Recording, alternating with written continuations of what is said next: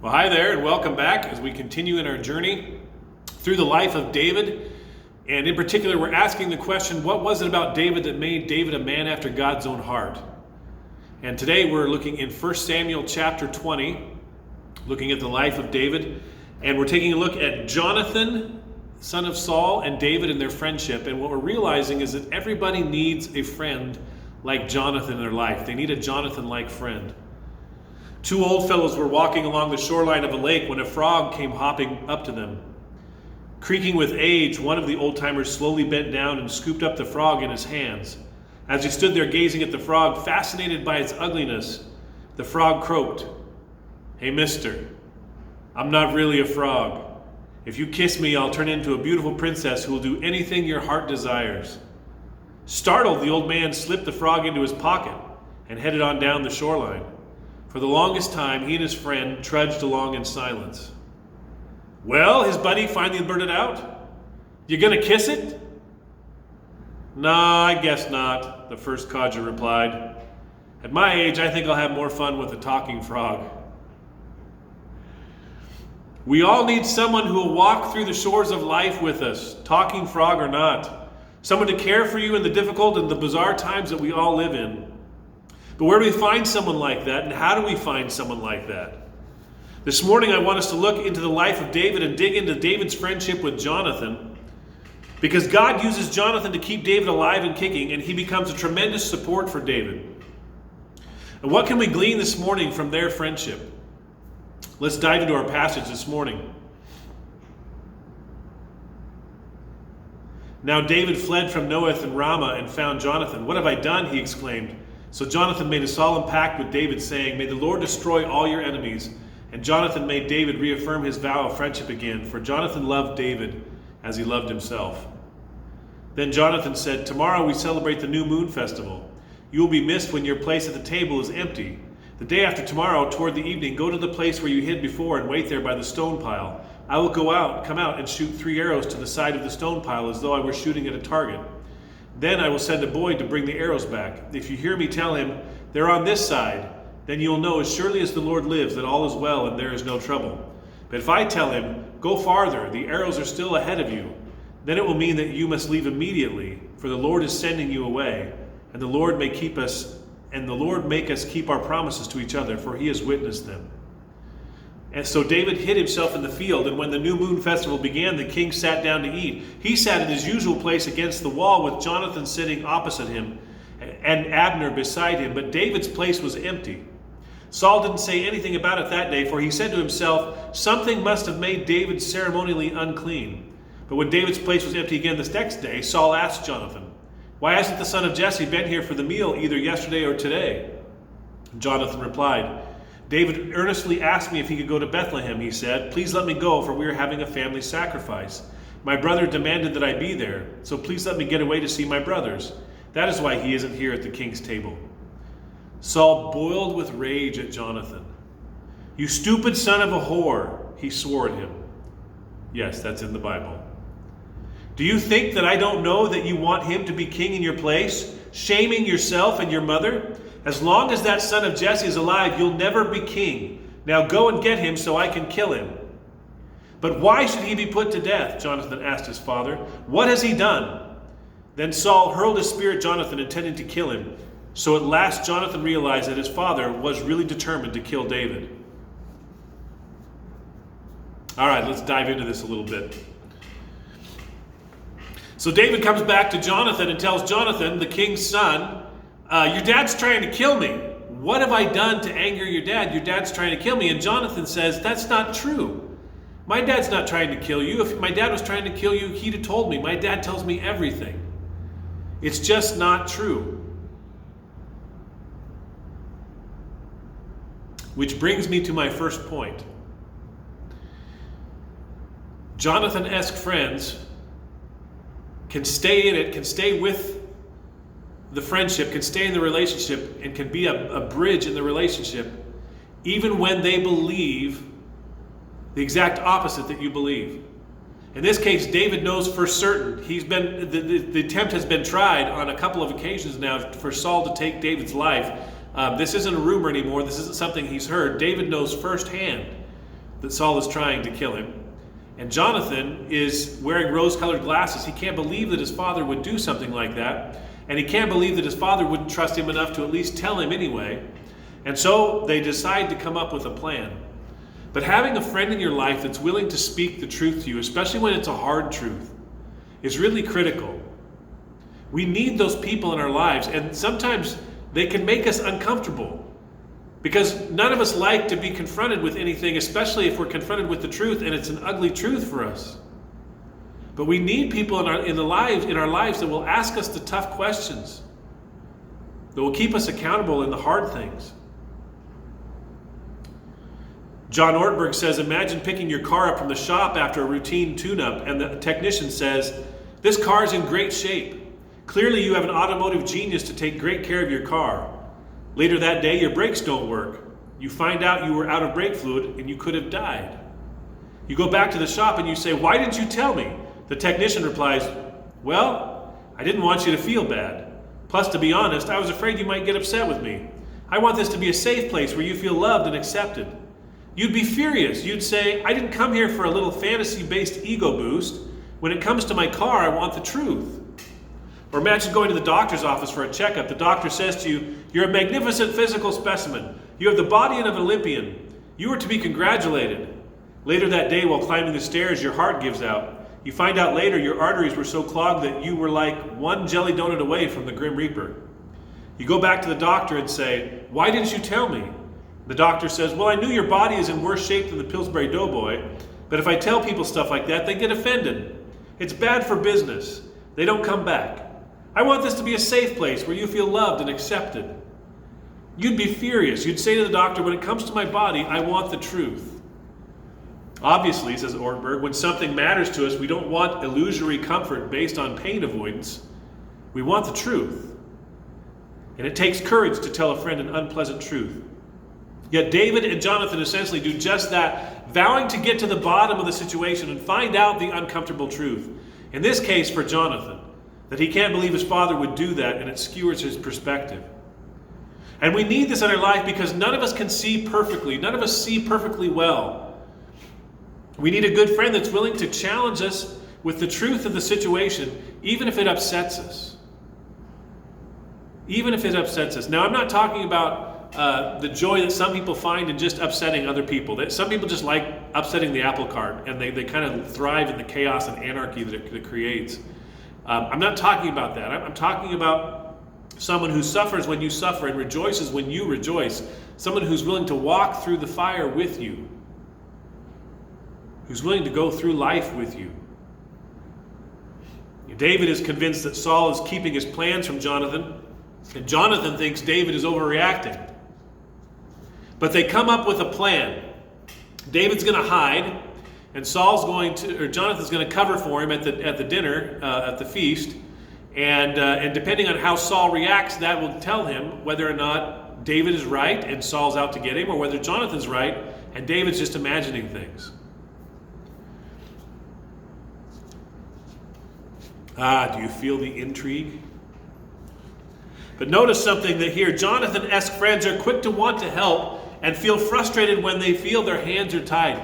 Jonathan-esque friends, people like Jonathan, friends like Jonathan, they want to resolve the situation. They don't like conflict in a relationship, and they don't like the conflict being there any longer than it needs to be. They're willing to bring hard things into the relationship. But they need to have those things resolved so that the relationship can thrive and be strong. Jonathan-esque friends are quick to help. While I was writing this sermon this week, like literally when I got to this part, my wife called, and I could just tell from her voice that she was having one of those crazy busy days at work. And she said to me, honey, Aiden needs to be picked up from work, and I can't get a hold of Grace, and the car needs to be picked up from the mechanic, and I'm not going to be home in time, and then they're going to stay late for us, but I'm not going to be back in time. Is there any way? And it was so wonderful for me just to be able to say, babe, I got this. It's okay. I'll take care of all of it. I'll pick up Aiden, I'll get the car, we'll work it out. Don't worry about it. It's okay. Because if there's one thing I love, it's playing the hero. But I love my wife. Of course I want to help my wife out. She's dealing with 18,000 things at once, and 2 more are falling off her plate, and it stresses her out. Of course I want to be there to help her out, because that's what a Jonathan-like friend does. They jump at the chance to help in a time of crisis. I want to be in the thick of things with Carrie because we share life together. And when we share life together, it makes us want to help our friend in their time of need. Keep in mind, Jonathan is willing to help even though he thinks David is wrong. Because David and Jonathan are going through life together. One pastor wrote, he said, Americans are good at many things, but being friends and sharing life is not one of them. Our iconic figures, the cowboy, the police detective, always seem to ride alone. They can't be slowed down by a partner. I first realized how narrowly most Americans view friendship when I was traveling with a Brazilian leader. He started a thriving seminary, planted a church, had written books. The man makes things happen. As we were driving from one meeting to another, I said, "Hey, do you want a cup of coffee?" He said, "Really? We have time? Wow, I'm honored. That would be great." I'm thinking, I don't know why he's so thrilled. I quickly pull into a drive-through coffee stand and he says, "Ugh, you Americans. I feel so sorry for you. I thought you were asking to be my friend. I thought we were going to sit together and share life." So the boys hatched their plan, and we pick it up in verse 27. But when David's place was empty again the next day, Saul asked Jonathan, "Why hasn't the son of Jesse been here for the meal either yesterday or today?" Jonathan replied, "David earnestly asked me if he could go to Bethlehem," he said. "Please let me go, for we're having a family sacrifice. My brother demanded that I be there, so please let me get away to see my brothers. That is why he isn't here at the king's table." Saul boiled with rage at Jonathan. "You stupid son of a whore," he swore at him. "Do you think that I don't know that you want him to be king in your place, shaming yourself and your mother? As long as that son of Jesse is alive, you'll never be king. Now go and get him so I can kill him." So their test works, just not in the way Jonathan had hoped.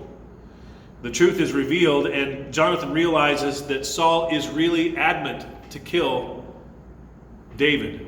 And he asks him, "What has David done?" And in his rage, Saul picks up a spear and hurls it at Jonathan, trying to kill his own son. This is how out of his mind Saul has become over this whole thing. He's so deluded, he's so hungry to hang on to power that he's paranoid, he's imagining traitors at every turn. And his chief traitor is David.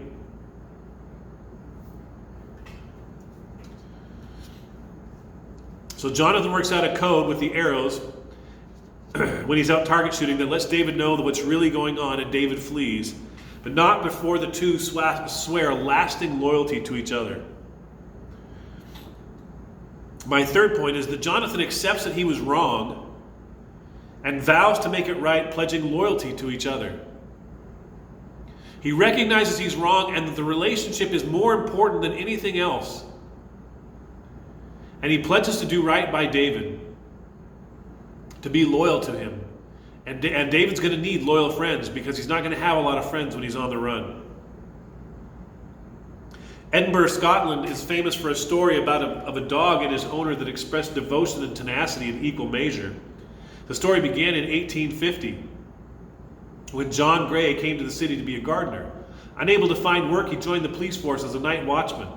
To keep him company through the long nights, he would take his small Skye Terrier named Bobby with him on his rounds.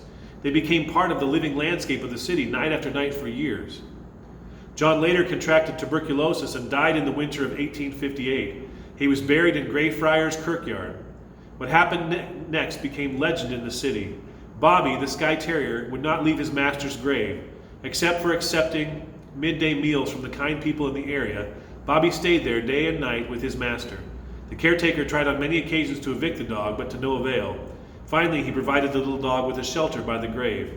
When the city passed an ordinance that all unlicensed dogs would be destroyed, the Lord Provost of Edinburgh, William Chambers, purchased a license for Bobby and a collar engraved for the little dog. Until his death 14 years later, the citizens cared for Bobby while he guarded his master's body. If you walk to Greyfriars Kirkyard today, you can't miss the statue that stands across the street. It is a sculpture of Bobby with these words inscribed on the base: "Greyfriars Bobby died 14th of January, 1872, aged 16 years. Let his loyalty and devotion be a lesson to us all.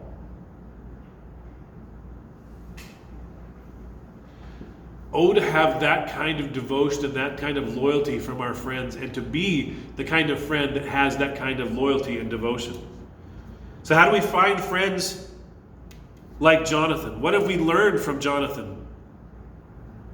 Well, we learned that true friends speak the truth even when the truth is hard to hear.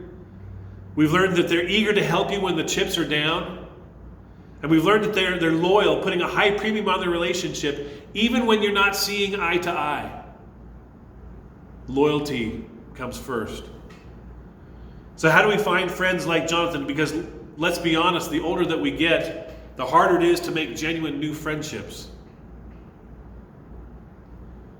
Jerry Seinfeld says, when you're in your 30s, it's very hard to make a new friend. Whatever the group is that you've got now, that's who you're going with. You're not interviewing. You're not looking at any new people. You're not interested in seeing any applications. They don't know the places. They don't know the activities. If I meet a guy in a club or the gym, I'll tell him, I'm sure you're a very nice person. You seem to have a lot of potential, but we're just not hiring right now. Of course, when you're a little kid, you can be friends with anybody. Remember when you were a little kid? What were the qualifications for becoming friends? If someone's in front of my house right now, that person is my friend. That's it. Are you a grown-up? No. Great. Come on in. Jump up and down on my bed. And if you have anything in common at all, you like cherry soda? I like cherry soda. We'll be best friends. It was so much easier when we were kids, wasn't it? It was easier to make friends, but it's not as easy to find those Jonathan-like friends. How do we find those Jonathan-like friends in this life? And my suggestion to you is this. We start finding those Jonathan-like friends by being that Jonathan-like friend to the friends that we have now. And we don't become closed off to new friendships and new relationships because we don't know who God might have in store for us. What new friends God may have for us.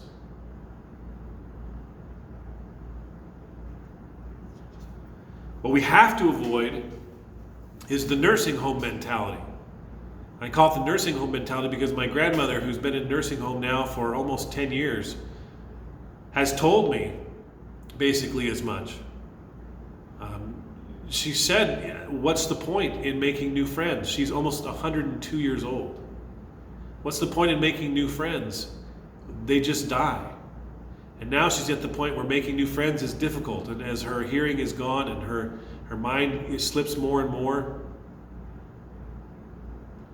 But it's a nursing home mentality where we're around all of these people. We're in this community, and yet we're isolated and we're so alone. Because we're not willing to reach out and extend the hand of friendship and fellowship to other people. All of us need a friend like Jonathan in our life. We all need that kind of friend.